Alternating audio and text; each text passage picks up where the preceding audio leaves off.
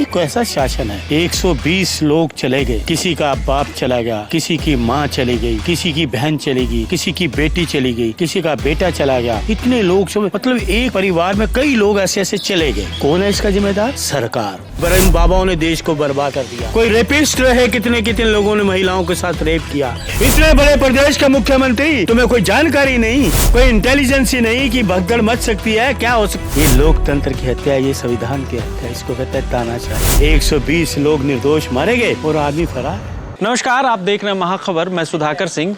पूरा देश देख रहा है संसद में किस तरीके से धर्म, हिंसा, हिंदू धर्म, सनातन, तमाम मुद्दे चल रहे हैं। इसी बीच देश ने देखा कि कल उत्तर प्रदेश में एक भगदड़ हुई, जहां एक बाबा का सत्संग था, कई लोगों की मौत हो गई। ये दर्दनाक था। इस मुद्दे पे बातचीत करने के लिए हमारे साथ एक व्यक्ति हैं, एक बहुत मुखर होकर बातचीत करते हैं। हम पहले बातचीत करते हैं और समझने की कोशिश करते हैं कि इस पीड़ा में, इस दर्द में ये कैसा महसूस करते हैं। सर, कल एक दुर्घटना हुई है उत्तर प्रदेश में, आपने भी देखा होगा, हाथरस में।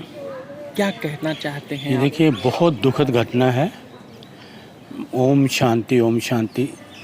जिन लोगों के भी प्राण गए हैं उस हादसे में, उनके परिवार को भगवान शक्ति दे इस दुख को सहने की, और उनकी आत्माओं को स्वर्ग में जगह मिले, ये मैं प्रार्थना करता हूँ भगवान से। बहुत दुखद घटना है। 120 लोगों की जानें चली गई। आप देखिए, पहले आपने जिक्र किया पार्लियामेंट में, किया ना। उस पार्लियामेंट में हिंदू भी सांसद है, मुस्लिम भी सांसद है, सिख भी सांसद है, ईसाई भी सांसद है। सांसद हैं, सभी धर्मों के सांसद हैं। खूबसूरत संसद है। तो किसी को आप यही नहीं कह सकते कि किसी एक धर्म की है। तो यही है ना खूबी हमारे देश की। तो यही राहुल जी ने जो बातें की, वही चीज़ उन्होंने रखा कि ये देश भी खूबसूरत है, सभी धर्मों के लोग हैं। लेकिन ये हादसा जो है हाथरस का, पहले हमने एक हादसा देखा था, जिंदा लड़की को जला दिया गया था। उसके माँ बाप को ने लाश दी और पुलिस ने जिंदा जला दिया। ये कैसा शासन है? 120 लोग चले गए, किसी का बाप चला गया, किसी की माँ चली गई, किसी की बहन चली गई, किसी की बेटी चली गई, किसी का बेटा चला गया। इतने लोग सब, मतलब एक परिवार में कई लोग ऐसे ऐसे चले गए। कौन है इसका जिम्मेदार? सरकार। सीधा सीधा मैं तो आरोप लगाऊंगा, इसकी जिम्मेदार सरकार है। क्या मोदी जी या ये योगी जी इस्तीफा देंगे? अगर यही काम किसी और सरकार में हुआ होता तो पूरा इनका जमला, जो बीजेपी के लोगों का केंद्रीय मंत्रिमंडल है, तो वहाँ जमावड़ा कर देता। गोदी मीडिया जमावड़ा मचा देता कि कहाँ हैं, यहाँ लाशें, वहाँ लाशें, ये दिखाता। लेकिन अब गोदी मीडिया वहाँ नहीं गया होगा, नहीं दिखाएगा। निर्दोष लोगों की जाने लाशें नहीं दिखाएगा। कौन है, माँ है, किसी की पति है, किसी का भाई है, किसी की बहन है, नहीं दिखाएगा गोदी मीडिया। क्योंकि शासन भाजपा का है, भाजपा का शासन है, वो ये गोदी मीडिया नहीं दिखाएगा। दिखाया अभी तक उन्होंने? ये भारतीय जनता पार्टी को केंद्रीय मंत्रिमंडल में कोई गया वहाँ पे? कितना गंभीर विषय है ये। 120 लोगों की जानें चली गई है सुधाकर जी, 120 लोगों की।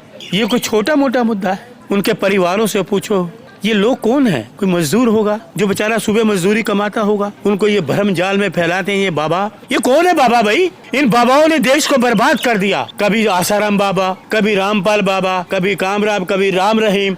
इन बाबाओं ने देश को बर्बाद कर दिया।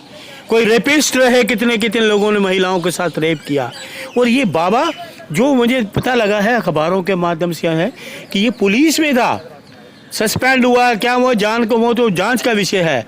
ये बाबा और नाम नाम बहरूपिये, अपने नाम छोड़ के भोले बाबा भगवान के नाम को बदनाम कर रहे। अरे बहरूपिया, अपना नाम बताओ ना लोगों को। भगवान का नाम रख के लोगों को भ्रम जाल में फैलाते हो, धार्मिक उन्माद फैलाते हो, गरीब लोगों को उनको उकसाते हो धार्मिक बातों में लाकर। कितनी अच्छा, ये घटना उत्तर प्रदेश में हुई है जी। उत्तर प्रदेश में योगी जी मुख्यमंत्री हैं, जो स्वयं एक योगी हैं। हाँ। आप बता रहे हैं कि इसकी लापरवाही जिम्मेदारी योगी आदित्यनाथ की बनती है। बिल्कुल, योगी आदित्यनाथ जी को तुरंत इस्तीफा देना चाहिए सुधाकर जी। 120 लोग निर्दोष मारे गए, 120 लोग धार्मिक उन्माद में। ये कैसा धार्मिक उन्माद है कि 120 लोग मर गए? योगी जी इस्तीफा दें। ये किसी और सरकार में होता ना तो ये ऐसा ढिंढोरा पीटते आज योगी सर। से मिलने भी गए हैं वहाँ। वो मिलने से क्या है, एक आदमी की कीमत आपने 2 लाख रुपए रख दी। एक व्यक्ति जो है हो सकता है रोज का 5 लाख कमाता हो, मरने के बाद 2 लाख क्या होता 2 लाख में। एक मर गया व्यक्ति, उसकी कीमत 2 लाख रखी हुई है आपने पास, इससे कोई बढ़ के नहीं है। कितनी अफसोसजनक घटना है ये। 120 लोग, एक नहीं, 2 नहीं, 10 नहीं, 20 नहीं, 120। ऐसी घटनाएं पहली बार नहीं हुई है कि कहीं कोई सत्संग हो रहा हो, कहीं कोई ऐसा आयोजन हो रहा हो और उसमें लोग भगदड़ में मर गए हों, भगदड़ में जाने चली गई हों। इसका रास्ता इस देश में क्या हो, क्योंकि ये देश धर्म तो बहुत रग रग में है, हर कोई धार्मिक उन्माद में फंसा हुआ है। इसका रास्ता क्या होगा? देखिए, ये धर्मनिरपेक्षता वाला देश है, सभी धर्मों को आदर होना चाहिए। मैं ये नहीं कहता, सभी धर्मों को आदर करते हैं लोग अपने मिले, लेकिन इसकी परमिशन किसने दी? उनको पता ही आयोजन करने वाले कौन हैं? कहाँ थी इनकी इंटेलिजेंट, कहाँ थी इनकी लोकल इंटेलिजेंट? क्या रिपोर्ट नहीं देती लोकल इंटेलिजेंस, दूसरी इंटेलिजेंस? देश प्रदेश का मुख्यमंत्री हो, इतने बड़े प्रदेश का मुख्यमंत्री, तुम्हें कोई जानकारी नहीं, कोई इंटेलिजेंस ही नहीं कि भगदड़ मच सकती है? क्या हो सकता है 50,000 या 1 लाख लोग वहाँ इकट्ठे क्यों हो रहे हैं? क्या है? एक व्यक्ति अपने आप को स्वयंभू, अपने आप को भगवान कहता है, जो भागा हुआ है, नौकरी से भागा हुआ है, अपने आप को भगवान कहता है, तो उसको वो कहते हैं तो आपके पास कोई परमिशन नहीं है। कैसे परमिशन दे दी? तो आप मानते हैं ये सरकार और इंटेलिजेंस की फेलियर? बिल्कुल इंटेलिजेंस की फेलियर। योगी जी को तुरंत इस्तीफा दे देना चाहिए, तुरंत। प्रदेश की वो चाहते हैं ना कि देश को, प्रदेश के लोग कहते हैं मैं भला करता हूँ, मैं तो कहता हूँ बुलडोजर कहाँ चलेगा? वो कहाँ चलेगा बुलडोजर? वो आदमी गिरफ्तार क्यों नहीं हुआ? 120 निर्दोष लोग चले गए और आदमी अभी तक फरार है। FIR में नाम भी नहीं है उनका। मैं कह रहा हूँ ये क्या, ये प्रशासन है क्या? ये लोकतंत्र की हत्या, ये संविधान की हत्या, इसको कहते हैं तानाशाही। 120 लोग निर्दोष मारे गए और आदमी फरार है। प्रशासन का कुछ चक्र, उसको चकमा दे के ये बहरूपिया आदमी भाग जाए। कहाँ भाग गया, कहाँ चला गया? जमीन ले गई, आसमान ले गया, कहाँ चला गया भाई? तुरंत गिरफ्तार करते ना। 120 निर्दोष लोग चले गए, उनका रोने वाला, उनके घरों में तो मातम है। उनके घरों में जाइए ना, गोदी में लिए जाएगा, जाएगा किसी के घर के मातम दिखाएगा कि ये छोटी बच्ची, इसका बाप चला गया, ये माँ है, इसका पति बेटा चला गया, ये महिला, इसका पति चला गया, दिखाएगा? जो दर्द जिसको होता है ना, वो दर्द वो ही बयान कर सकता है। बयानबाजी वाले करने वाले दर्द बयान नहीं कर सकते। मैं भी हूँ, चाहे मैं भी कांग्रेस का कार्य करता हूँ, लेकिन दुख है, ये हादसे नहीं होने चाहिए। हमारी संवेदना ये कहती है इस तरह के आयोजन नहीं होने चाहिए।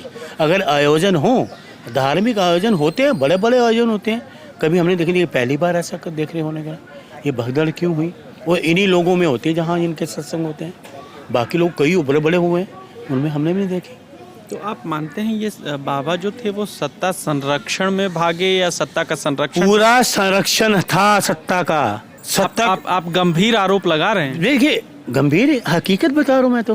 क्या सत्ता पक्ष वालों को पता नहीं होता कि आदमी 50,000 इकट्ठा कर रहा है, क्यों कर रहा है? पल पल की रिपोर्ट होती है सुधाकर जी, इंटेलिजेंस से रिपोर्ट मांगी जाती है। मुख्यमंत्री जी हैं वो, DG से कह सकते भाई ये क्या बात है, 50,000 लोग इकट्ठा हो रहे हैं, ये कौन है? अपने आप को स्वयंभू भगवान प्रवेश कर रहे हैं। क्या FIR उन पर हो नहीं सकती? पहले रोक नहीं लगाई जा सकती क्या? आप तो मुख्यमंत्री हो, डायरेक्टर जनरल ऑफ पुलिस हो, ये सारी चीज़ें आप कर सकते थे।